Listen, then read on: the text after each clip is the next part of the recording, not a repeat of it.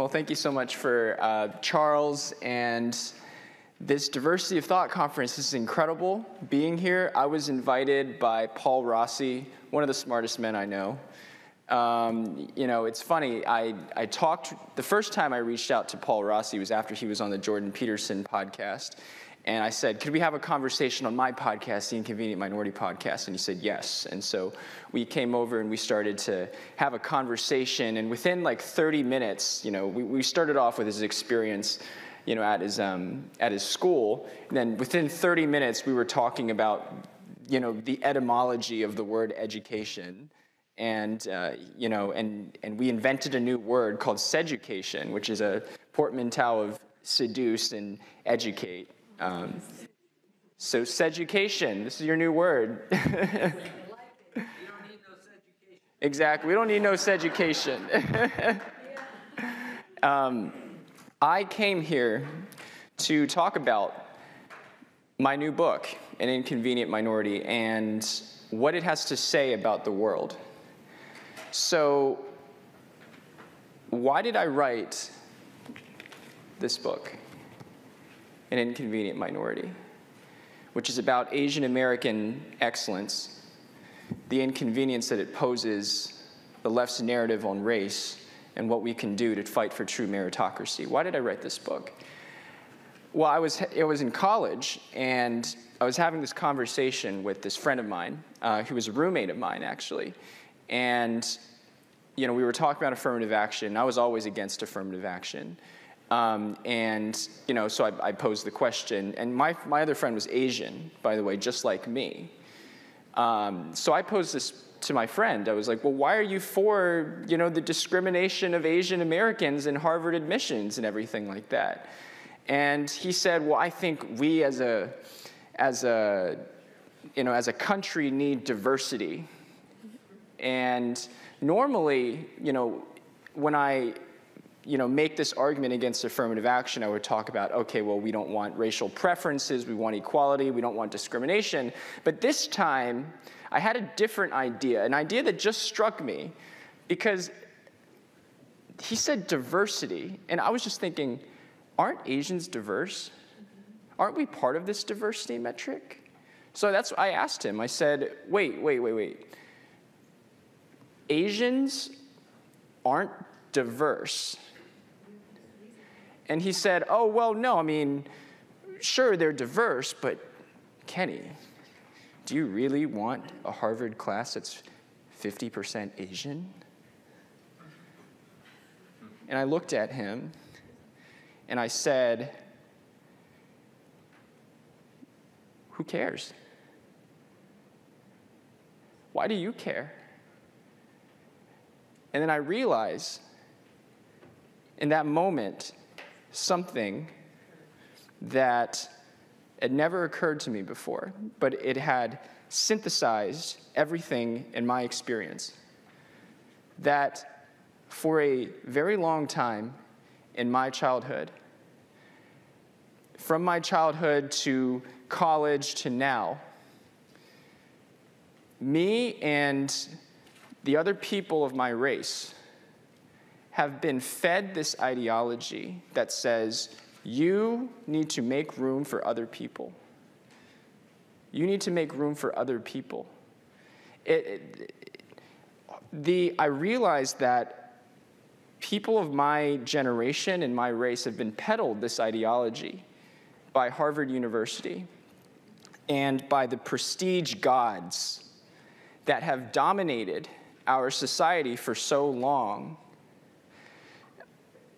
in an effort to get Asians to doubt themselves, to doubt their own merit, to doubt their own deservingness for a place such as Harvard.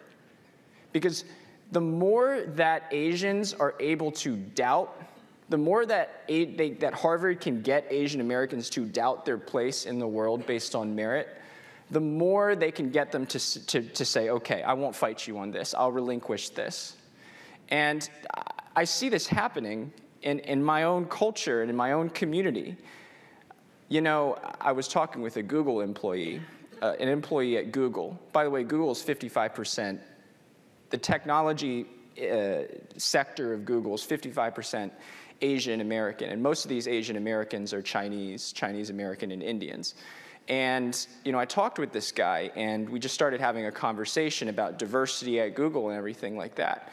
And we got to the point where he told me, well, Kenny, I feel like, we could do a better job of diversity at Google. And I said, what do you mean by diversity at Google? And he said, well, all of these Asians come and they hire other Asians and everything like that, and it results, we don't have enough diversity of perspectives at Google. And I'm thinking in my head, okay, that may be true, but how is this not also true of every other race? Like, we know blacks hire blacks, we know whites hire whites, we know country club people hire other country club people, but why do you suddenly feel guilty over the fact that maybe you're more likely to hire an Asian American? Why is it you specifically who has to relinquish this and feel guilty about this when nobody else seems to care? I don't think the NBA cares that, it's primarily, black Americans who recruiting other black Americans as well. I don't think the NBA cares about this. So why do Asian Americans have to care about this? So I realize now that this Harvard ideology of judging people based on background is about more than just affirmative action. It's more than just about diversity, or it's more than just about any of the things that we are talking about here today. It's a mental takeover. That's what it is. It's a mental takeover designed to get people to relinquish their self-confidence and self-worth. So my book, An Inconvenient Minority, The Attack on Asian American Excellence and the Fight for Meritocracy, traces this Harvard case and the lingering effects, the effects of what's going on in our country on how it affects ordinary people. Because I remember when I was in high school, everybody, I went to Princeton High School. It was a diverse high school, lots of different people, different races and everything like that. And I was one of many Asians who wanted to get into Ivy League universities. And I remember, because of the higher standards that Harvard and Princeton and Yale put upon people like me, that by college application time, the Asians who were my friends, I no longer saw them as friends. I saw them as my competitors. Because I realized that these Ivy League universities that all of us wanted to get into were not going to judge us based on the entire student body or the entire class. They were going to judge us based on other Asians within our school. And so our primary competition became the other Asians at the school. You see, this is what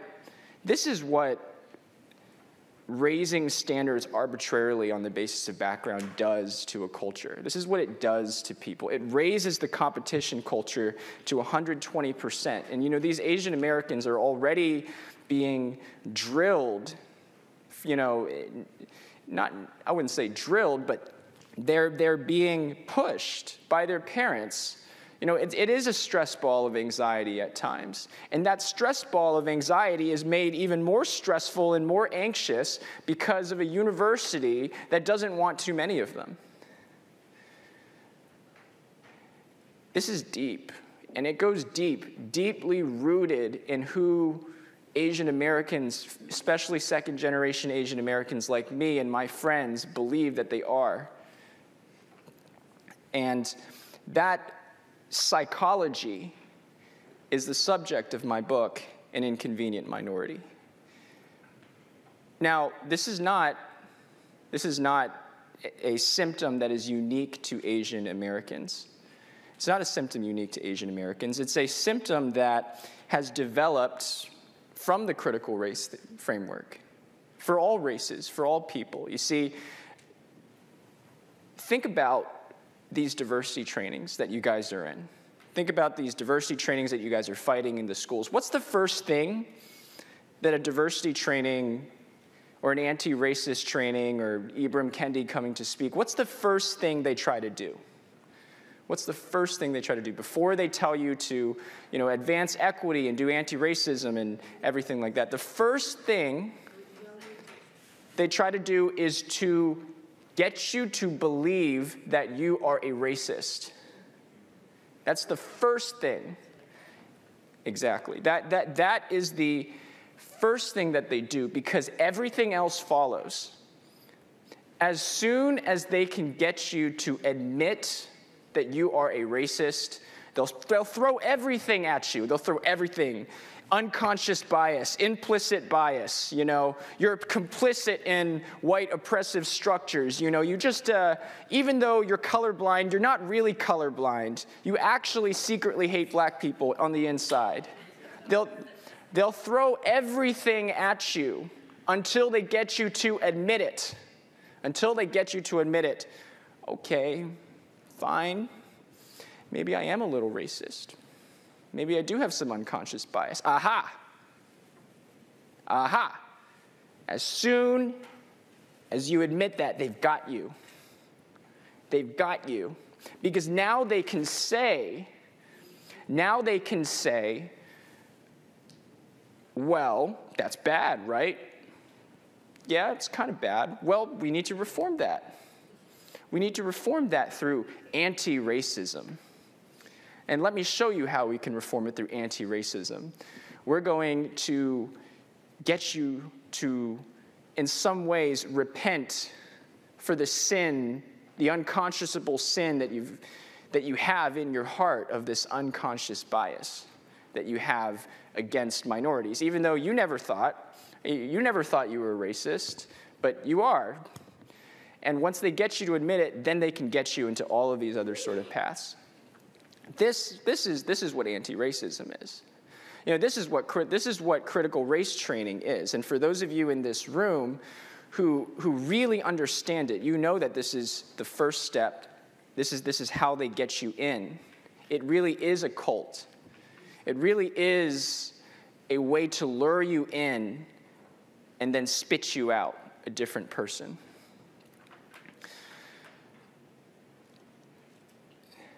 So, what's the solution? What's the solution to all this? Do we have unconscious biases? Studies show we don't. Studies show only 5% of lab-induced discrimination could be attributed to racial bias. Meta-analysis 2012. Studies show that white Americans actually are the race that puts the least amount of preference in polls between their race and other races in terms of warmth-cold feelings. I don't know what that means. But I haven't seen enough evidence to suggest that people are unconsciously biased in a systematic way against people. But what I have seen the evidence is pointing to is the need for color blindness. That's the last point I want to close with. The need for color, and then I'll answer questions. The need for color blindness. See, I'm part of an organization. I'm president of Color Us United, colorusunited.org. And we fight for color blindness.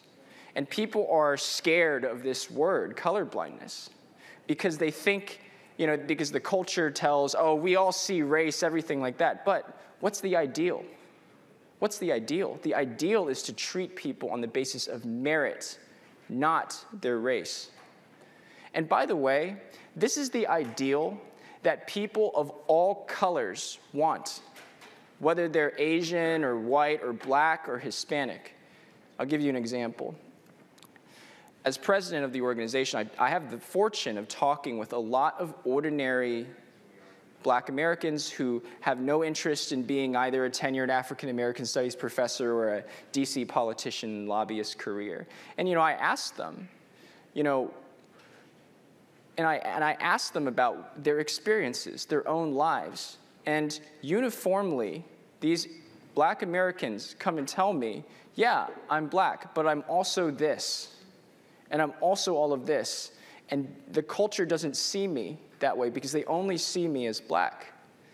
There was a skateboarder that I talked to, in Trenton, New Jersey, who opened his own nonprofit skating park. And he tells me, yes, I'm black, and people see that I'm black, but what people don't see is that I'm a Christian. And I face discrimination within my own black community for being a Christian every day. These are things that we don't see. These are things that critical race theory these are boxes that critical race theory forces people into. This box of race. You are your race. We assume things about you because of your race. Ultimately speaking, minorities don't want that. They don't want to be assumed. They want to be talked to. They want somebody to have a conversation with them and approach them and say, hey, how are you doing? They don't want somebody to come up to them and say, hey, how are you struggling today based on victimhood? I was talking, and there was this one girl that I met at church once, and she was an African-American woman, and we were talking about this, and she said, I don't like it that I go to these cocktail parties and people are coming up and asking me, how oppressed am I? Because of the current administration, which at the time was the Trump administration. Then she leans into me and she says, I voted for Trump.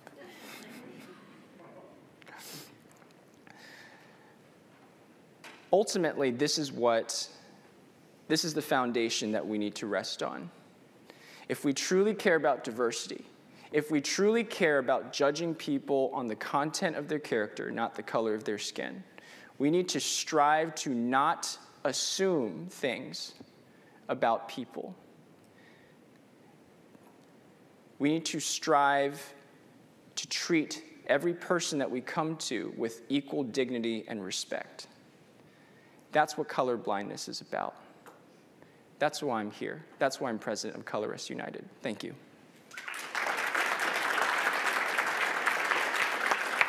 Thank you. Taking questions. I left my laptop, so we have the microphone there. If anybody wants to ask him any questions, while you all think about it, I will ask you one. Sure. I like the story at the end with the woman. So, and we did it when we were doing the podcast. A couple other people kind of hinted to it.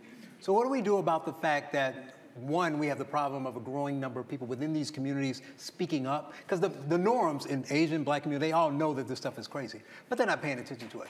But the fact that the microphone is controlled by whites, so whites are speaking the narrative, so you have white people saying, let me tell you what's happening in the black community and what black people think. Let me tell you what the Asian community, and we don't get to grab the mic because they're like, stop it, I'm helping you. Don't touch the mic, I got this. Yeah. My white privilege. So you want to talk about white privilege, there it is. So how do we get the microphone from them? Because they're speaking for us. Right. Well, you have to speak up for yourself fundamentally. You have to understand that, so here's something I always tell Asian Americans when I speak to them.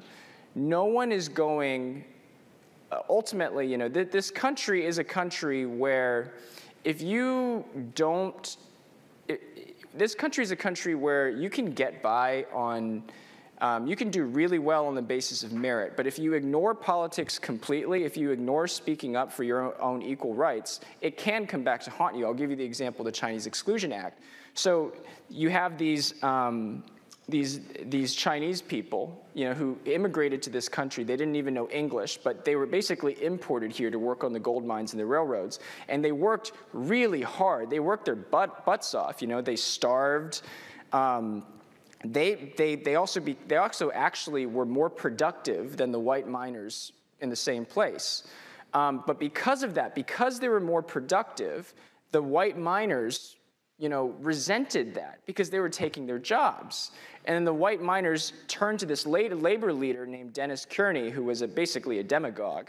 And, Dennis Kearney basically pitted the white miners against the Chinese immigrants. And he said, they're skurs, they're curs, they are, foul-smelling people, get them out. And the Chinese Americans did not know how to speak for themselves because they didn't know how to speak English. They didn't know anything about the political system, and they just got completely demolished.